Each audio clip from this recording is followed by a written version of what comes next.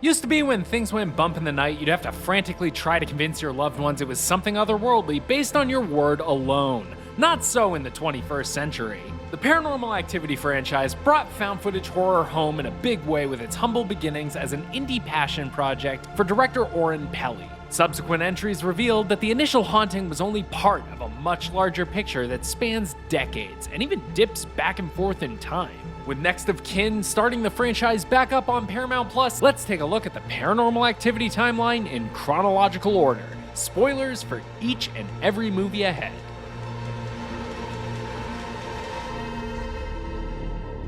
It's 1988, and sisters Katie and Christy Featherston live with mom Julie and her videographer boyfriend Dennis in a house with some pretty amazing sightlines. That's gonna come in handy later. Grandma Lois comes by for visits to see the girls and to nose into Julie's personal life. I have two beautiful girls. You always wanted a son.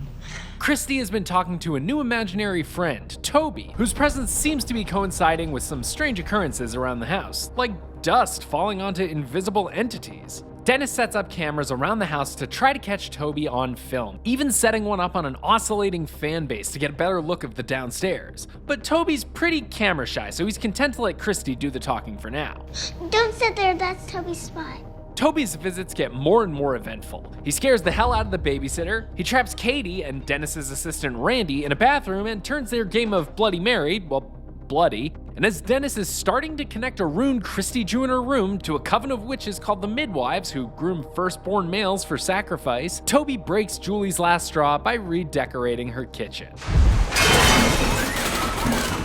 With everyone scared out of their wits, Grandma Lois takes the family in at her Santa Rosa farm. In the night, Dennis hears cars arriving and gets out of bed to find Grandma Lois has done some redecorating of her own, with the same rune Christy drew appearing on her wall. Dennis walks into Lois's garage and straight into a meeting of the midwives, which seems to be led by Lois. Dennis rushes back into the house, and after tossing a dead-looking Julie down the stairs at him, Toby gives him a little pro bono chiropractic. That's too much, it's too much! With both Dennis and Julie dead, Lois walks upstairs with the girls to introduce them to a new friend. Lois introduces Christy and Katie to a mysterious man who she says will be their teacher. He claims to be friends with Toby, who he says goes by many names, and tells them they're going to help find a little girl who's special just like them. Special how? What little girl? Questions for a much later date. It's March of 2005, and Christy and Katie have attempted to move on from their traumatic past. Christy has married the successful Daniel Ray and is preparing a nursery for their soon-to-be-born son, Hunter. Katie is about to move in with boyfriend Mika and comes by to store some boxes in Christy's basement, one of which is full of the tapes Dennis made of Toby before he died. 5 months later, Christy gives birth to Hunter, and she and Daniel bring the baby boy home to the delight of Daniel's daughter Allie, new nanny Martine, and new aunt Katie. 1 year later, in 2006, the Rays come back from some errands to find their house completely trashed. The only things missing? A necklace Katie gave to Christy, and the box of tapes Katie left with them in the basement the year prior. Luckily, the rest of their personal items are intact. Christy even finds a book of old photos thought lost after Julie and Dennis's house mysteriously burned down in 1992. Daniel has a security system installed, setting up cameras throughout the house to catch the criminal if they return.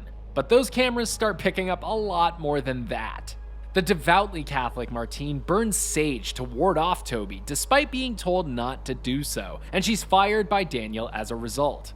Katie and Mika come by for a visit, with Mika being very impressed by Daniel's camera. I'm definitely getting one of these. Daniel mentions Christy and Katie doing seances as kids, but both women brush it off as being no big deal.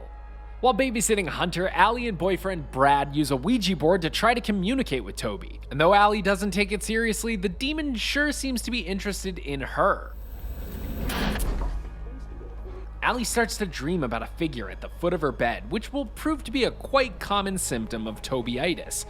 Tobitis, I think is the medical term. In researching demonic infestation, Allie reads that demons have been known to make pacts with humans for wealth in exchange for that person's firstborn male. And being the first male in the Featherston bloodline in 70 years, that makes Hunter's encounters with Toby all the more unsettling. Toby's starting to visit Christy too, continuing his side hustle of kitchen makeovers for her delight. And she hates it. Toby kinda sucks at this. Christy tries to talk to Katie about the encounters, but she shuts it down. Toby goes after the family dog Abby in the night, and Daniel and Allie rush her to the hospital. Alone in the house, Toby drags Christy down to the basement, and when she comes out, she's not quite herself. She's got a nasty bite on the leg, too. Those two things probably aren't connected, though. Allie reviews the footage from the previous night, and even that's enough for skeptic Daniel to eat some crow and call Martine back to the house. Martine, an expert in just enough demonology to keep the movie going, suggests performing a ritual to pass the curse on to Christy's only blood relative, Katie. After a Toby-possessed Christy nearly kills the whole family, that's a pretty easy call for Daniel to make, and he burns the old photo of Katie to pass the curse along to her. As things start to go back to normal for the Rays, Katie starts to experience the first signs of Tobitis. And Miko wants to film it. He's made good on his declaration in the Rays pool and got himself a camera to film the supposed supernatural goings-on, although he seems equally interested in filming other kinds of goings-on. And just as he did with the Rays, Toby slowly but surely makes his presence known to Katie and Mika. Perhaps one of the more unsettling of Toby's tricks is making Katie get out of bed and stare at Mika for 2 hours in the night. Standing in front of beds is Toby's favorite. All this business is really piquing Mika's interest, and he borrows Allie's Ouija board to try to talk to Toby, a plan that goes up in flames after Katie walks in. There's no more hammer, there's no more nothing. I don't want to hear it. No, for real, it goes up in flames. As if he needs more proof, Mika lays powder down to pick up Toby's tracks, which he's actually successful in doing. Those tracks lead Katie and Mika to the attic, where they find the photo Daniel burned directly above their bed. Now, was it Daniel who put it there, or Toby? The demon's attacks become more violent. Toby drags Katie out of bed and leaves her with a nasty bite. And just like when Christy got bit, Katie goes a little wonky. I think we'll be okay now. That night, she does a little bedside Miko watch party and walks downstairs, Toby fully in control at this point. Katie goes into the kitchen and starts screaming bloody murder. Mika bolts downstairs, and Katie stabs him right in the chest. Oh, and you're probably asking yourself, who the is in their house filming this right now? All in good time. It is a timeline video, and we will get there. The next night, still under Toby's influence, Katie travels down to the Rays' house while Allie is out of town, kills Daniel and Christy, and abducts her nephew Hunter. The two of them disappear into the night. 5 years later, teenager Alex Nelson notices new neighbors moving in while trick-or-treating with her adopted brother Wyatt and best friend Ben. They soon meet little Robbie. Yikes! A deeply off-putting little boy who, after his mother takes ill and needs to be hospitalized, ends up staying with the Nelsons temporarily. And he is a house guest with boundary issues. Just as Robbie shows up, wouldn't you know it, some gosh darn spooky stuff starts happening. Thanks to some nifty infrared tracking dots thrown by an Xbox Kinect, Alex catches a glimpse of a spirit moving behind Robbie in the middle of the night. Is it Toby? That remains to be seen. It's Toby. It's definitely Toby. Alex has Ben set all the laptops in the house to record using their webcams because, hey, it's found footage and we need some new angles. Toby almost drops a chandelier on Alex's head, and Robbie's less than innocent reaction is enough to convince her that the two are in cahoots and that something very wrong is happening. And not just in their house. She notices cars at Robbie's house late at night, and when she goes to check on it... Hi, can I help you? Yeah, no thanks, all good. Robbie wants to introduce Wyatt to Toby, so he draws Toby's favorite rune on Wyatt's body. Alex and Ben quickly put a stop to it, and Robbie goes out of his way to hurt Ben's feelings. He does not like you. What? Who? Who does not like me? You'll find out. Why did you do this to yourself? You have to take it back. The fuck? But it seems like they may have been too late. Wyatt and Toby are already becoming fast friends. Alex follows Robbie and Wyatt after they sneak back to Robbie's house, and she runs straight into Robbie's mom, Katie. Hey, Alex. Yeah? And she seems okay. She's not faking, right? No.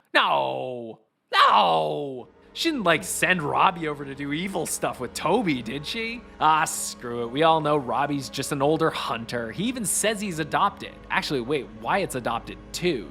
You don't think... What's a hunter? What does that mean? It's my name. Uh-oh.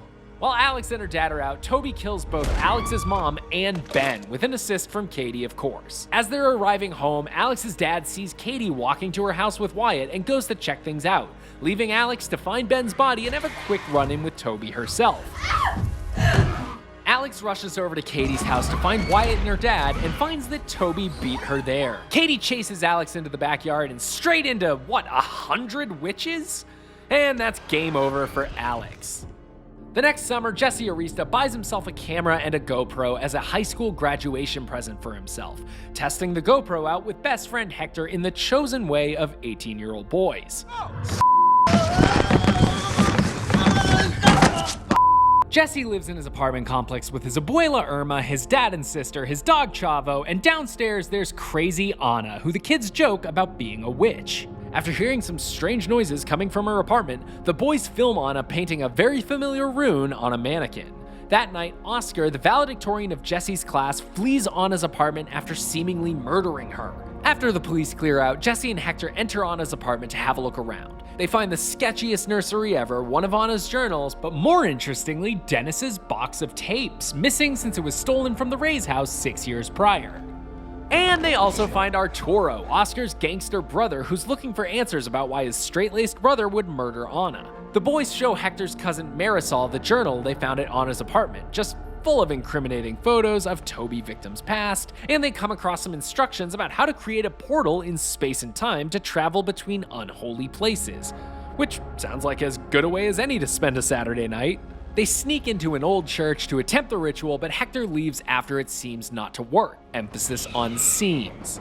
The next day, Jesse wakes up from a dream in which he was on a farm surrounded by old women. Oh yeah, and he got bit in the night. During a game of Simon, the teens realize that something is answering their questions, and Irma's not about letting that evil energy in, so she shuts it down hard. But whatever it is seems to be taking a liking to Jesse, thrashing some would-be robbers and turning on double moon physics for his Tony Hawk skills. But the fun's over once Jesse finds Oscar in Anna's apartment. Oscar warns Jesse that his bite means he's marked by a demon, a condition with only one escape route, which he is about to take. Oscar flees the building and throws himself off a nearby church. The teens go back to Anna's apartment the next day, this time into her basement, where they find photos of Jesse going back to when he was in the womb. One photo in particular grabs their attention. Jesse's pregnant mom standing with Anna and Grandma Lois. Seems like Jesse's got himself a midwives issue. And it's an issue he should solve quick, because he is not looking so hot. And he's got a serious case of spooky face. That's enough to get him to go see Arturo, who shows them Oscar's bedroom. Oscar had been researching the midwives and found evidence of loads of firstborn male kidnappings committed by them around the world. They discover that Oscar had been in touch with Allie Ray before he died, and Hector takes her phone number. Jesse follows Chavo back down into Anna's basement and finds Katie and Christy as little girls, and gets knocked out by someone. And this is why you do not open demonic time portals, folks. Whatever happened, the Jesse Hector knew is gone. We're not best friends.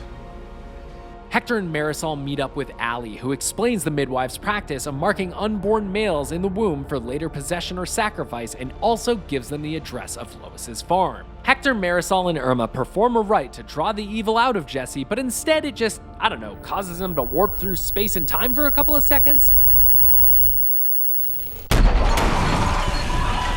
All that from an egg. But Jesse seems to be on the mend after all this. He's sleeping, he's gonna take baths, he's pushing his abuela down the, he's evil, and he's gone too. But Hector and Marisol think they know where he's going. They team up with Arturo to storm Lois's farm and recover Jesse, and it goes about as well as you'd think. Hector and Marisol are there she is, and Hector barricades himself in a room upstairs. As scary-faced Jesse bursts into the room, Hector enters a door covered in runes and finds himself back in 2006, the night of Mika's murder. And it's not just him getting murdered tonight. Sorry, Hector, when you die in the past, you die in real life too.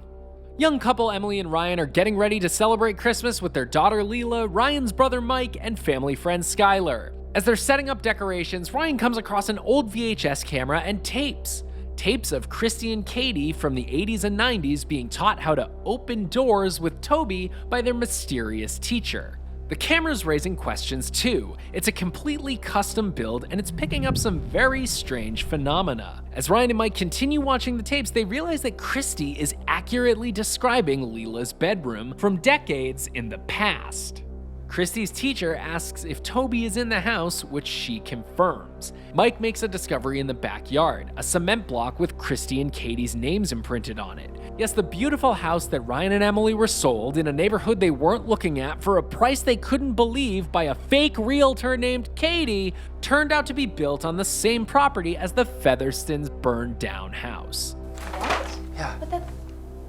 And Leela's starting to act strange too. Ryan catches her playing Toby's old favorite, Bloody Mary, in an upstairs bedroom. After that, she bites a kid at school. So let's check WebMD. Yep, it's Tobitis. Toby tells Leela about how to open a door like the one in Lois's house by drawing runes on her bedroom wall, which leads Ryan back to the Paranormal Activity repository of lore, the internet. He connects the runes to the time-traveling midwives just as they hear Leela's recorder having a very strange effect on her room. Emily and Ryan put her back to bed when Leela tells them Toby's plan. He's gonna take me away. Ryan tries something new for characters in the Paranormal Activity movies. He goes to the cops. And while there, he finds a missing poster for Hunter Ray, who went by Wyatt for a time, and just so happens to have the same birthday as Leela. Strange thing is, Ryan recognizes Hunter from a tape dated 1992. Oh, those time-traveling witches. That night, the rune door that Leela drew above her bed, yeah, that thing just opens right up, and she goes on a little adventure into whatever's on the other side, and whenever that may be. And yeah, there she goes. Was this cooler in 3D? Did anyone see this in the theater? Emily and Ryan frantically search for Leela and find her right back in bed, safe and... I'm gonna set him free, Daddy. And they're leaving. Yep, they're leaving the house and going to stay in a hotel. The next day, Mike and Skylar go back to the house and find evidence in Ryan's research that the midwives may be planning to use Leela and Hunter in a ritual to give Toby human form. After one too many encounters with the very goopy demon, Emily calls in Father Todd to try to drive Toby away. And after so many movies of that one rune spelling doom, the good guys get a rune of their own, the Key of Solomon, hooray! Toby's not a fan and knocks the power out, throwing things into darkness, like Father Todd. They manage to trap Toby in the holy water-soaked sheets. He becomes a sheet monster for a second, 3D shit. Whoops, we let him jump into Skylar, and now she's acid vomiting into Mike's face. Bye, Mustache Mike, and Leela runs off. Ryan gets an arm through his chest, which is just 3D shit. Stuff's just kind of happening at this point, and Emily chases Leela through the portal and right back to Dennis and Julie's house circa 1992, just before it was burned down. Emily catches up to Leela, who has some bad news. Yes, Toby is a real boy now. This demonic Pinocchio steps out of the ether, snaps Emily's neck, and walks off with Leela, free to rain hell down on Earth. What a happy ending. Now, before we go any further, I have to point out that the new Paranormal Activity, Next of Kin, was marketed as a reboot, so technically the timeline should end here.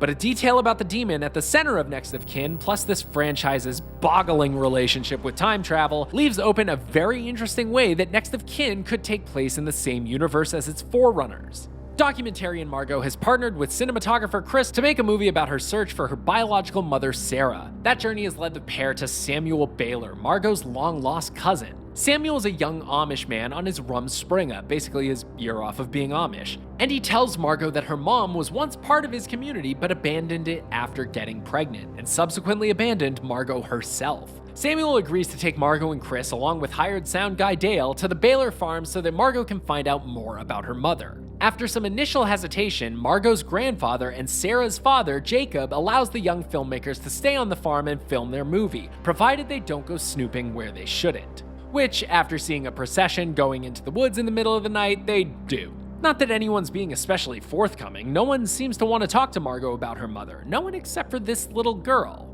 He's still here.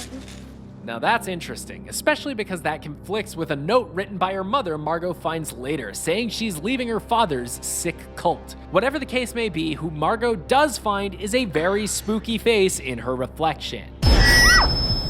While getting some drone shots, Chris sees where that procession was heading the other night, a church in the woods. Margot, Chris, and Dale check it out before getting turned away by Jacob. But later, after spying Jacob birthing a two-headed goat and bringing it to the church, Chris and Margot sneak in and discover it's less a church and more a sacrificial chamber, seemingly for a demon called Asmodeus.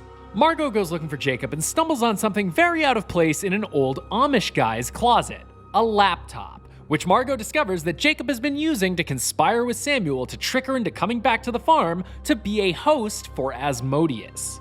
And that night, Asmodeus comes to stake his claim on Margot. The demon's attack leaves her catatonic, drawing a familiar rune on the window the next morning. Fed up with this particular film shoot, enough to leave the farm but not enough to put the camera down, Chris and Dale hitch a ride into town with a mailman who informs the two that the Baylors are 100% not Amish, which is not a huge surprise at this point. Nope, the women of Margot's bloodline are actually supposed to act as vessels to keep Asmodeus trapped indefinitely. Chris and Dale return to the farm to find Margot screaming in the demon pit and Jacob willing to do anything to secure Asmodeus' transfer into Margot's body, like getting thrown down into the demon pit. Chris rescues Margot just before the ritual can be completed, but Asmodeus chases the two out of the pit and kills Dale on the surface. Asmodeus corners Margot in the barn, which is when she realizes that the demon is possessing her mother's body. Hearing Sarah's name distracts Asmodeus long enough for Margot to send it plummeting to its demise. Chris and Margot escape the farm, having defeated the demon. Nope, it's in Samuel now. Yep, and there he goes. He's gone. Yep. Oh, and one last thing here. Asmodeus is a demon from the Book of Tobit. You know, like Toby. Maybe the T is just silent. But how does that make any sense when Toby had a human body at the end of Ghost Dimension? I don't know, this series is lousy with time travel at this point. They'll just figure it out in the sequel that's actually set in the past. Well, half of it's in the past, but the other it's present. Back to the present. No. End of story. That doesn't make any sense. Forget it. Thanks for watching. For more of your favorite franchises in chronological order, check out the Conjuring and the Purge timelines. And as always, be sure to follow and subscribe wherever you like to watch IGN.